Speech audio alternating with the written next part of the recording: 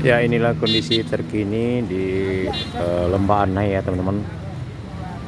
Sedang dilakukan pengerjaan perbaikan pada jalan yang terban di depan kita ini, di lokasi pemandian Megamendung teman-teman ya.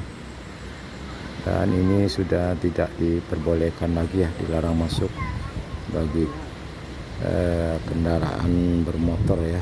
Kemarin sempat diperbolehkan, tapi sekarang sepertinya sudah di stop ya, tidak diperbolehkan lagi karena mungkin takut nanti akan mengganggu proses pengerjaan pembangunan badan jalan yang terban, dan akan ditargetkan rampung dalam waktu 1 minggu ke depan ya. Mudah-mudahan cuaca tidak hujan sehingga tidak mengganggu proses pengerjaan badan jalan di Lembah Anai ini.